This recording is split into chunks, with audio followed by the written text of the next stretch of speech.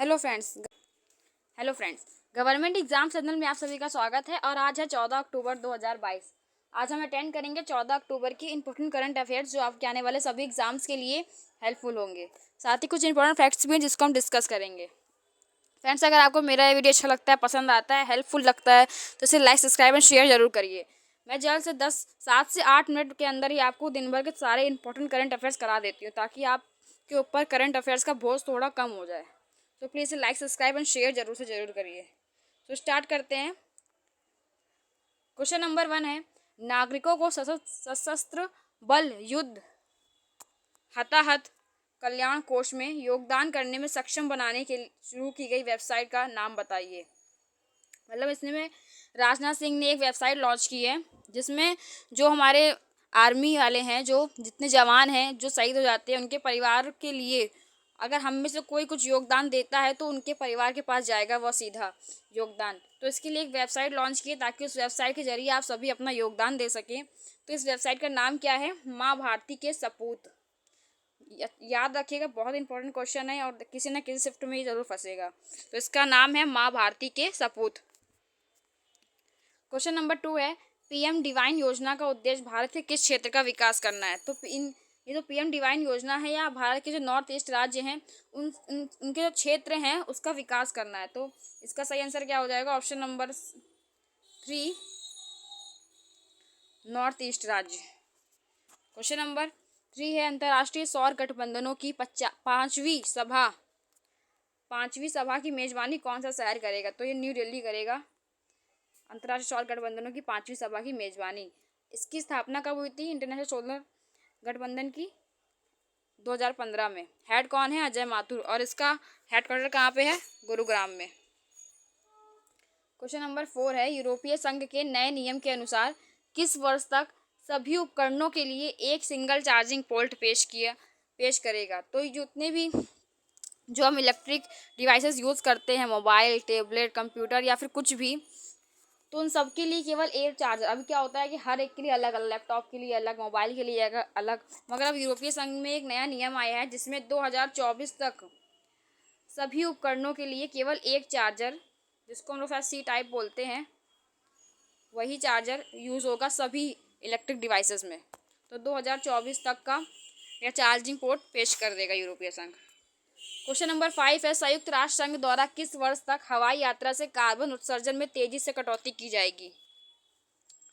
तो 2050 तक संयुक्त राष्ट्र संघ द्वारा हवाई यात्रा से कार्बन उत्सर्जन में बहुत तेजी से कटौती कर दी जाएगी। क्वेश्चन नंबर 6 है, अलेक्जेंडर वॉन डेन बेलेन को किस देश के राष्ट्रपति के रूप में नियुक्त किया गया है? नाम काफ़ी बड़ा है, तो इसका आंसर हो जाएगा अलेक्जेंडर वॉन डेन बेलेन को ऑस्ट्रिया के राष्ट्रपति के रूप में नियुक्त किया गया है। क्वेश्चन नंबर 7 है, महिला वर्ग में 2021-22 के लिए FIH play of the year किसे चुना गया है?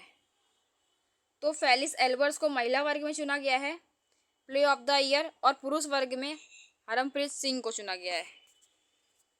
क्वेश्चन नंबर 8 है, सस्टेनेबल माउंटेन डेवलपमेंट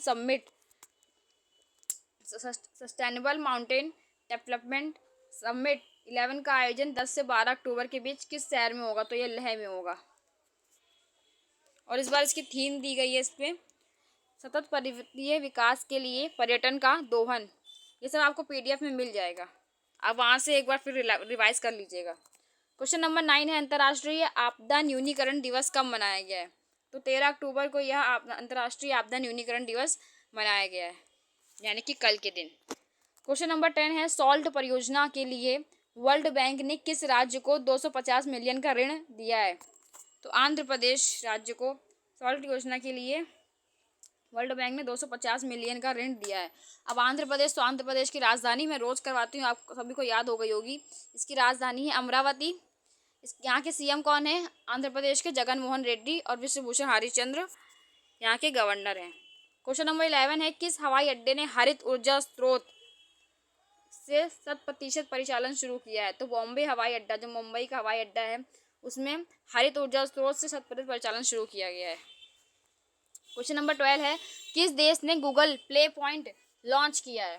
तो अभी भारत ने यह गूगल प्ले पॉइंट लॉन्च किया है, यानी कि अगर आप गूगल प्ले स्टोर से कोई भी एक पेड ऐप डाउनलोड खरीदते हो या फिर कोई मूवी परचेज करते हो, उसमें आपको पॉइंट मिलेंगे। और जब वो काफ़ी सारे पॉइंट इकट्ठा हो जाएंगे तो उसका यूज़ आप गूगल प्ले स्टोर में अलग कुछ फैसिलिटीज़ दी जाएगी, उसमें आप कर सकेंगे। या इसी यही उद्देश्य है इस गूगल प्ले पॉइंट का। तो किसने लॉन्च किया है? भारत ने।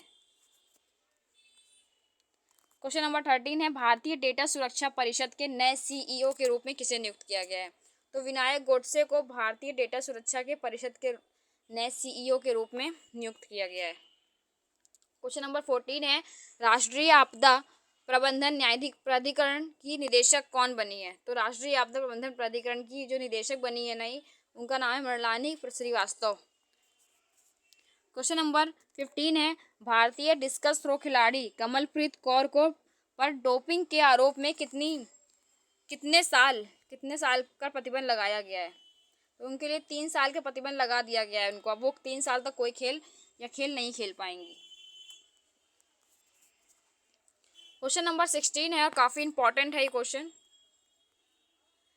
महात्मा गांधी के जीवन पर समर्पित गांधी संग्रहालय किस देश में खोला गया? तो महात्मा गांधी के जीवन पर समर्पित एक संग्रहालय खोला गया है, गांधी संग्रहालय, वो अमेरिका में खोला गया है। क्वेश्चन नंबर 17 है, भारतीय नौसेना ने कहाँ अपतटीय सुरक्षा अभ्यास प्रस्थान का आयोजन किया है? तो भारतीय नौसेना ने आंध्र प्रदेश में यह प्रस्थान का आयोजन किया है। अपतटीय सुरक्षा अभ्यास जिसका नाम प्रस्थान है, उसका आयोजन आंध्र प्रदेश में किया गया है। और अभी पहले मैंने आपको कराया कि आंध्र प्रदेश की राजधानी क्या है? अमरावती। सीएम कौन है वहाँ के? जगन मोहन रेड्डी। और गवर्नर कौन है? विश्वभूषण हरिश्चंद्र। क्वेश्चन नंबर 18 है, किस देश ने सफलतापूर्वक पहली सौर वेधशाला कोआफू 1 लॉन्च किया है? तो चीन ने लॉन्च किया है ये। क्वेश्चन नंबर 19 है, हाल ही में जारी CRI इंडेक्स में कौन सा देश टॉप पर रहा है? तो नॉर्वे टॉप पर रहा है, फर्स्ट नंबर पे वे, सेकंड नंबर पर जापान और थर्ड नंबर पर ऑस्ट्रेलिया रहा है। और भारत की रैंक क्या है CRI इंडेक्स में? 161 कंट्री है, भारत की रैंक 123 है, जो कि बहुत ख़राब है। क्वेश्चन नंबर 20 और लास्ट क्वेश्चन है, जागृति यादव को किस देश में एक दिन के लिए उच्चायुक्त चुना गया है? तो यूके में जागृति यादव को एक दिन के लिए उच्चायुक्त चुना गया है। सो फ्रेंड्स, ये थे 14 अक्टूबर के इंपॉर्टेंट करंट अफेयर्स। और अगर आपको हेल्पफुल लगा है तो इसे लाइक, सब्सक्राइब एंड शेयर जरूर करिए। Thank you so much.